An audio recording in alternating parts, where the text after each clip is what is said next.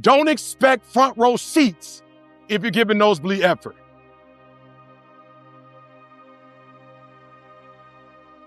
Listen to me closely. Everybody want to win. Everybody want to be on the winning team. Everybody want to win, but everybody don't want to work. Everybody want the reward, but everybody don't want to work. We all got to work. If I get a call, I got to show up and show up 120. Every time. I got some folks in here saying, E, your videos changed my life. That's what they were designed to do. This ain't Cupcake City. I'm from Chicago, Detroit. This ain't Cupcake City. That's not how I was raised. My uncles didn't raise me like that. They raised me effort. When you give effort, don't give no 70%. You give 120%. Your mama ain't got your daddy. Your mama working and taking care of kids. You better take care of your siblings. Extreme effort. Why? Because there are other teams that are crying they're going to be champions. And they're giving an effort, we got to give extreme. And we got to give an extreme because there's some other teams that are extreme. And we got to match their extreme. Went to Michigan State. I rep Detroit. I rep Chicago. When I do, okay, I'm sorry. I'm old, right? I'm old. But when I go and do a speech and there's other, motivational speakers in the world, they not from Detroit. They didn't go to Michigan State. They ain't getting no PhD like me from Michigan State. When they get on stage with me, I'm not competing just against them. I'm letting folks know I'm a Spartan dog. We got a whole lot of superstars on this here stage tonight.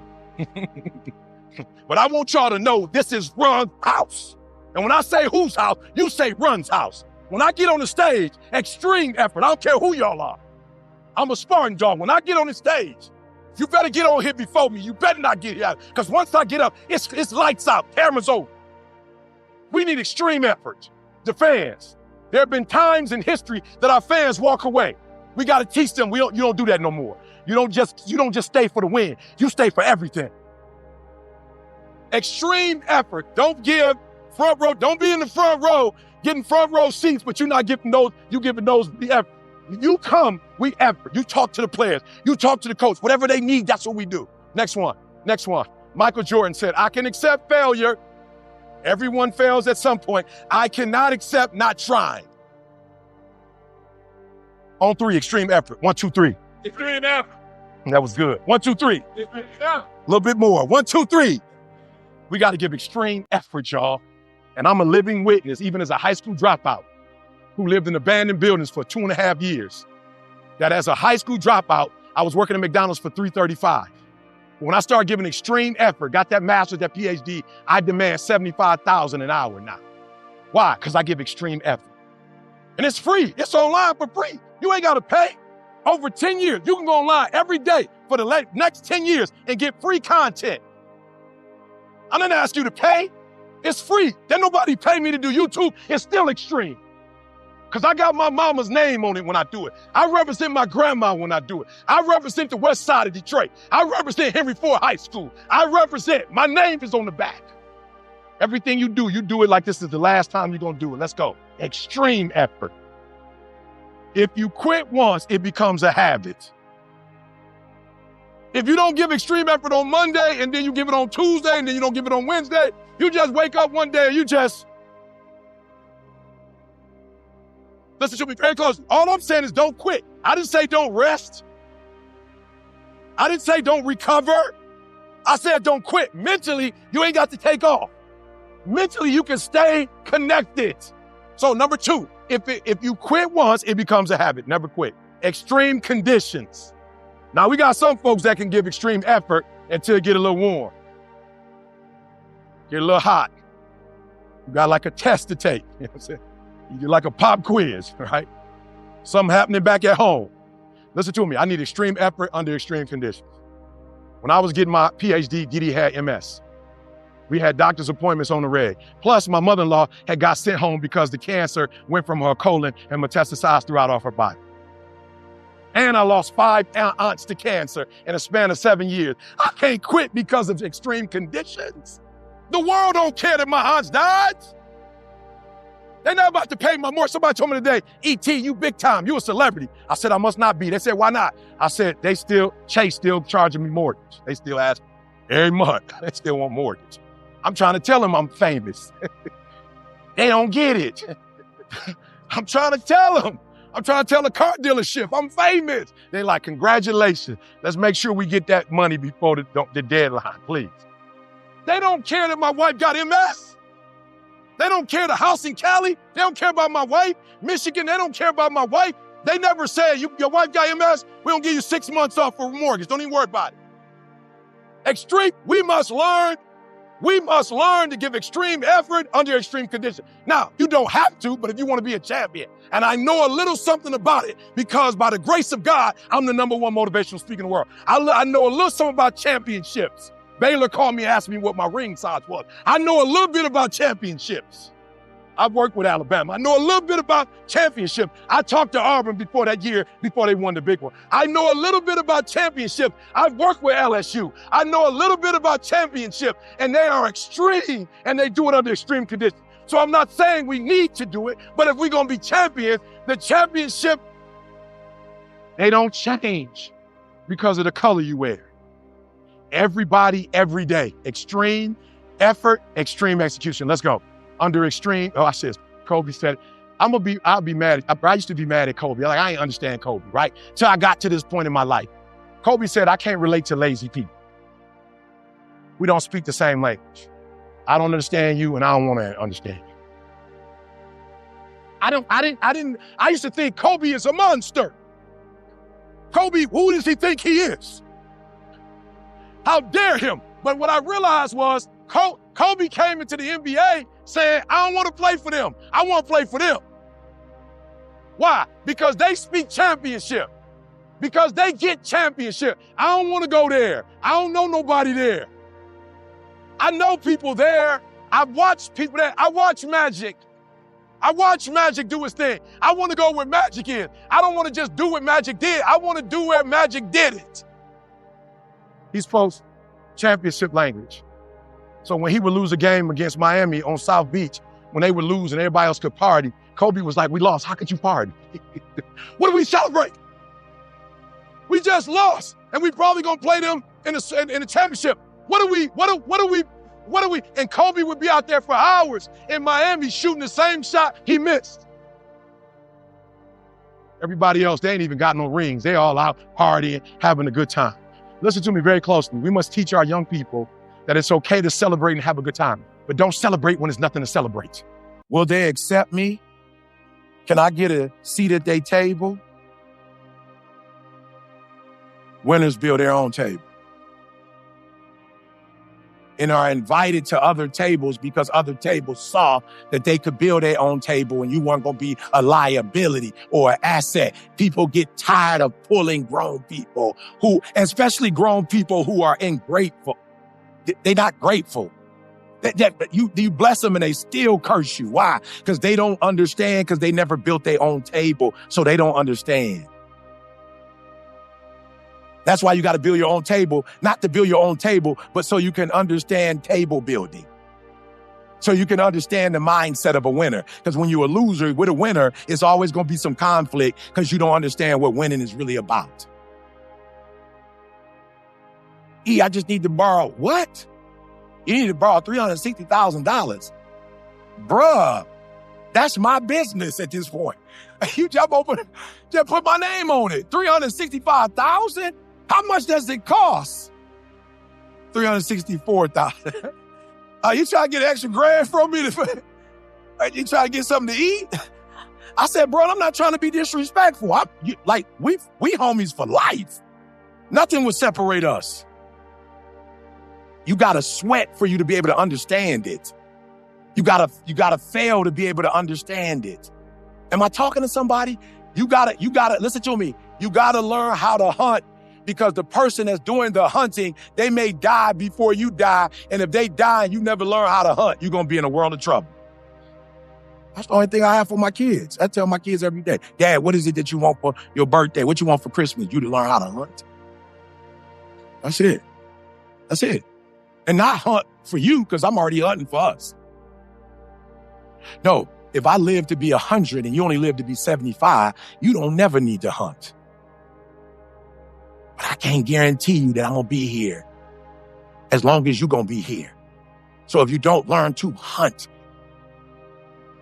becoming takes the energy off of them.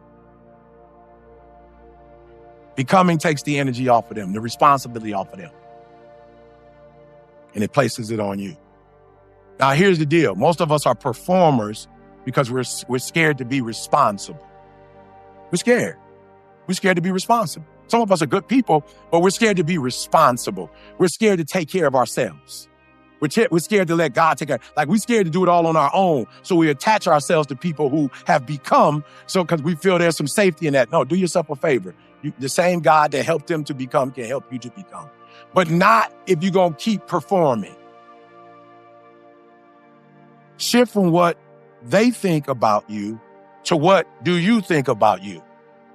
Oh, I want you, this is homework. What do you think about you? No, for real, what do you think about you? You're so concerned about what they think you're worth that you don't have no self-worth. Watch this. I wrote this down. This is funny. I found out. Anybody know how much the iPhone costs to make? Like just the phone itself, this period, just the phone, not what they charge you. How much does the phone cost? $10. The iPhone costs $10 to make. Watch this. iPhone is not letting the market set its value. They say this joker worth $1,200. That's without all the bells and whistles. You're letting them tell you what your worth is every time you put something online, and then they don't respond the way you think they should respond. Now, all of a sudden, your self-worth is in the trash. Somebody else got your self-worth in your hand. I don't care if you're doing right or doing wrong. You doing what you think you should be doing, and you're concerned about what other people think about what you're doing. I don't care if it's right or wrong. You doing it. Why are you worried about what they think? I need you to write this down. It's time for you to set your own value. Begging to sit at the table, begging them to determine your value, denounces your own capabilities, shrinking to fit in their world. So people call me all the time, E, bro, you should have been on this show, E. You should have been on this radio show, E. You should get on this TV show. I said, what? You think I can't get on? Bruh, I gave them the inspiration to start a show 10 years ago. You don't know that I know them. They asked me to be on their show when I did a speaking engagement for them. That was 4-5 years ago. I ain't get on the show. Why? I only get on shows that's going to expand our table. I don't need to get on no show for me to feel worth. Hey, you see so-and-so and so-and-so got an awards. Awards? I'm a grown man. I don't even know. I need to pay bills. We got mortgages. We paying people's insurance. I don't got time for no award. I'm not disrespecting awards, but an award don't make me. You think I didn't? Somebody said to me the other day, E, when you gonna run a marathon? I'm always running a marathon. I'm running 20, 30 miles a week.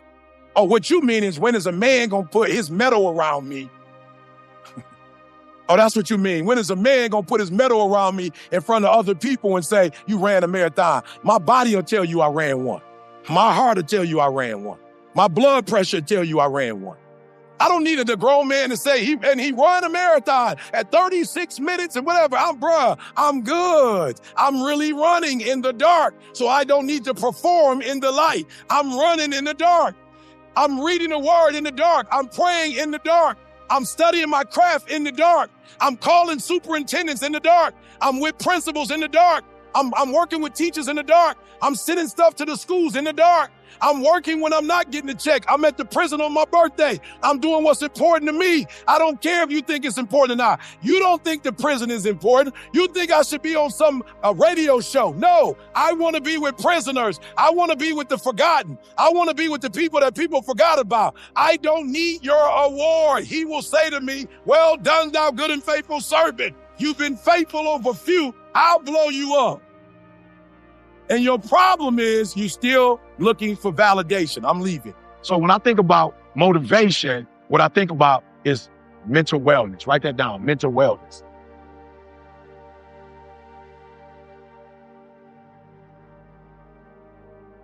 We got to get to a point in life where we just don't focus on physical strength. Like we all in the gym, we vegan. Some of us, we eat right?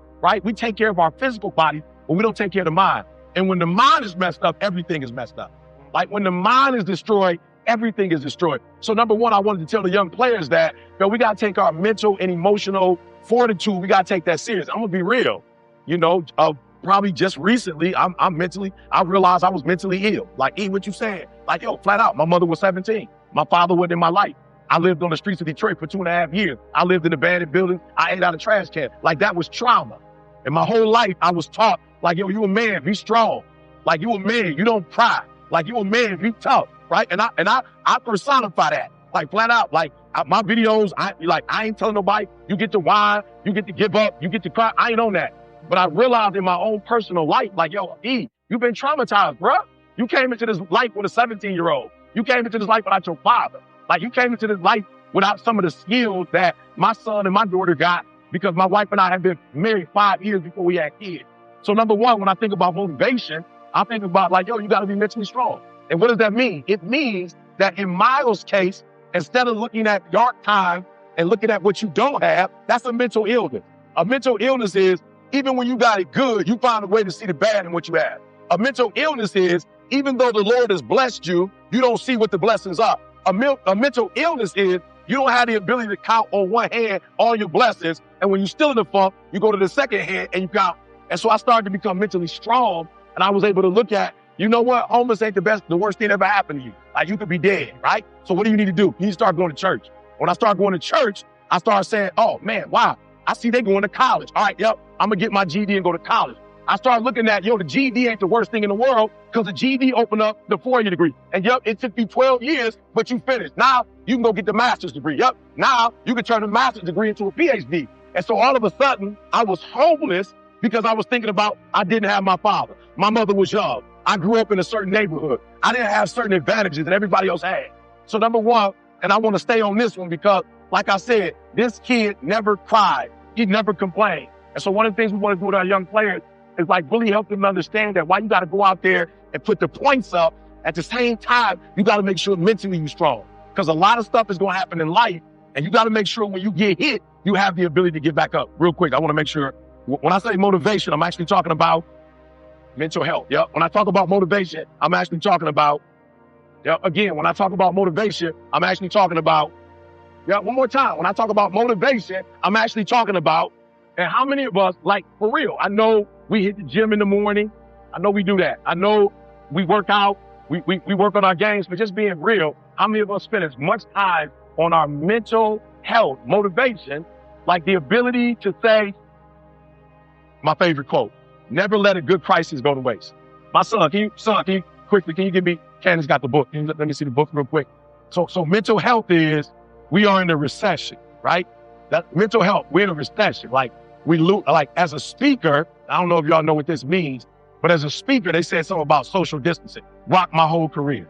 That's all I do. Thank you, son. That's all I do is speak.